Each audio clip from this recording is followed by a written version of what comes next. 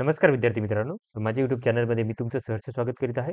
तर तुमच्यासाठी एका महत्त्वपूर्ण विषयावरती व्हिडिओ घेऊन आलो आहे. तो म्हणजे महाराष्ट्र शासनाच्या नगर प्रशासन संचालनालयामध्ये म्हणजे DMAमध्ये जी भरती प्रक्रिया झालेली आहे सध्याची, तर त्याचा निकाल लागलेला आहे. कालच निकाल लागलेला आहे. त्यांनी काय केलं, की ही यादी इथं प्रसिद्धीपत्रक लावून काय केलेलं आहे, की ही यादी प्रसिद्ध करण्यात आलेली आहे.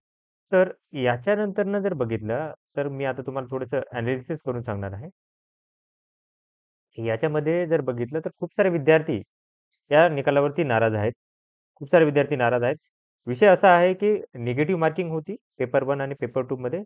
त्याच्यानंतर निगेटिव्ह मार्किंग होती पेपर 1 म्हणजे सगळ्यालाच ऑलमोस्ट सगळ्यांना निगेटिव्ह मार्किंग होती. 45% मार्कांचा काय करते, की क्रायटेरिया होता ते असेल तर क्वालिफायर व्हाल.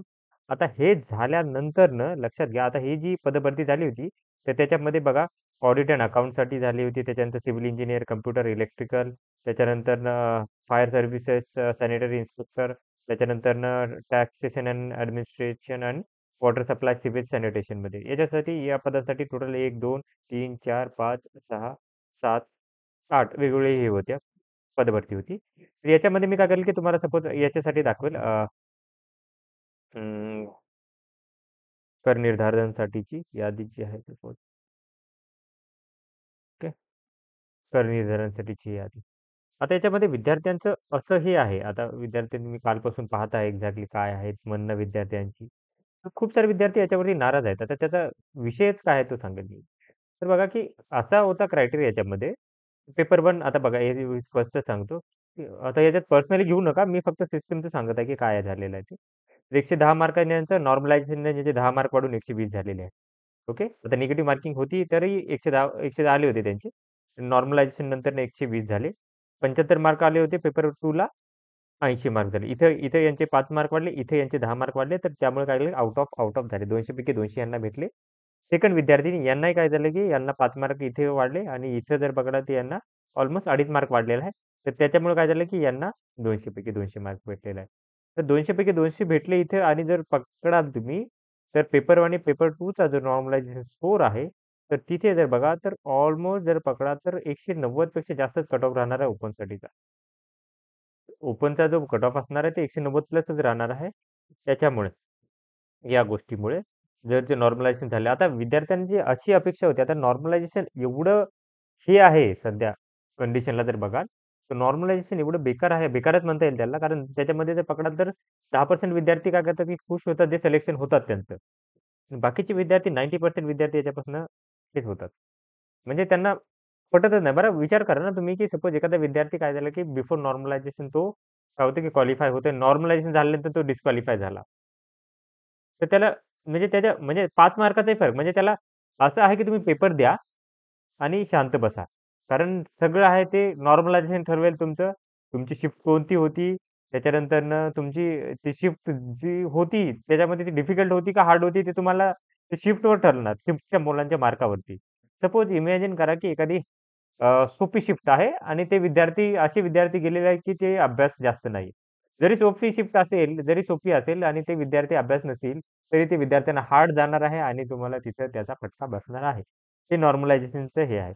आता याच्यामध्ये बघाल तुम्ही, तर खूप साऱ्या विद्यार्थ्यांना जर बघा, इथं आता तुम्हाला दाखवेल मी शेवटी दाखवेल मी याच्यात जर यादी तुम्ही जाल तुम्ही 2000 नंतरनं सपोज किंवा डाउनलोडेड यादी असेल तिथेही दाखवेल तुम्हाला मी. तर खूप सारे याच्यात चेंजेस झालेले आहेत. त्याच्यामुळे विद्यार्थी हे नाही आहेत. बघा इथे 48 मार्क आहेत त्यांचे झालेले आहेत. 56-56 मार्क झालेले आहेत आणि इथे काही विद्यार्थ्यांचे मायनसमध्ये मार्क आहेत त्यांना.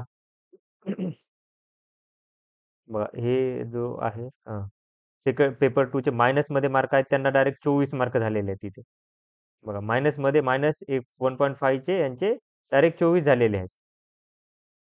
म्हणजे हे इमॅजिन करू शकता की काय आहे हे? म्हणजे विद्यार्थ्यांना मायनसमध्ये आहे तो विद्यार्थी नॉर्मलायझेशन नंतरनं 24-24 मार्क म्हणजे याचे 26 मार्क वाढले भाऊचे. आता यांचं सिलेक्शन झालं नाही गोष्ट वेगळी. पण तुम्हाला नॉर्मलायझेशन सांगत आहे, की आता विद्यार्थ्यांना मला 0चंच पाहायचं आहे. मला विद्यार्थी 0चं खूप हे करत आहेत, की सर 0 मार्कांचे त्यांचं नॉर्मलायझेशन करूनही त्यांना हे झालेली आहे म्हणून. तर आपण थोडंसं अजून 2200 पेजकडे जाऊयात. खूप सारे विद्यार्थी नाराज आहेत याच्यावरती निकाल पाहून. जसं अपेक्षित होतं त्यांना, तर त्याच्यानुसार त्यांचा निकाल लागलेला नाहीये. तर त्यामुळे विद्यार्थी खूप सारे म्हणजे असं वाटत आहे, की त्याच्यापेक्षा आपली एम-पी-एस-सीच बरी, ज्याच्यामध्ये काही ॲट लीस्ट त्यांना माहीत असतं, की काहीतरी ओके होईल त्यांच्यासोबत. तर मी 0साठीच पाहत आहे, की 0मध्ये ते इथे -2 चे 0 झालेले आहेत. 0चे अडीच झाले आहेत. तिथे मगाशीचा -1.5 चा त्याचं खूपच हेच होतं.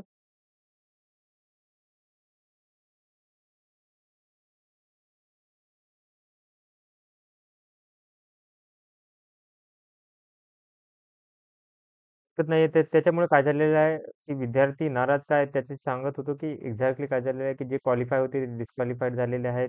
खूप साऱ्या विद्यार्थ्यांना होप्स होते, की त्यांना ॲट भेटेल. बट जसं स्कोर लागलेला आहे त्याच्यावरून त्यांना असं वाटत नाही, की आता याच्यापुढे काही चान्स असणार आहे. इथे बघू शकता याच्यामध्येही आता नॉर्मलायझेशन झालेलं नाही इथे सिव्हिल सॅनिटरी इन्स्पेक्टर सर्व्हिसेसमध्ये नॉर्मलायझेशन झालेलं नाही. बट जो स्कोर आलाय त्याच्यावरती थोड्या विद्यार्थ्यांची नाराजी आहे. असं कळत आहे विद्यार्थी खूप सारे सांगत आहेत, की ॲक्चुअली आता याच्यामध्येही बघेल मी टॅक्सेशनमध्ये करनिर्धार ह्याच्यात लेखा परीक्षांमध्ये.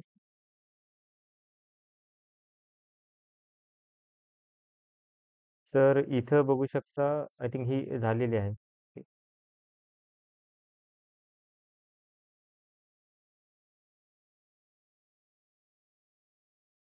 फायर सर्व्हिसेसची एक्झाम आहे. याच्यामध्ये नॉर्मलायझेशन झालेलं नाहीये.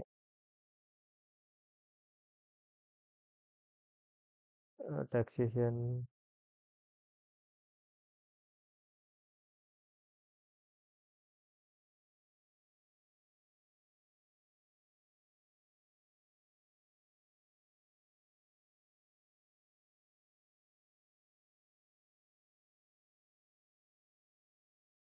तर हे अशी छोटीशी माहिती होती. तर अशाच महत्त्वपूर्ण अपडेटसाठी माझ्या चॅनलला सबस्क्राईब करा, व्हिडिओ लाईक करा आणि इन्फॉर्मेशन मित्रांसोबत शेअर करा. धन्यवाद.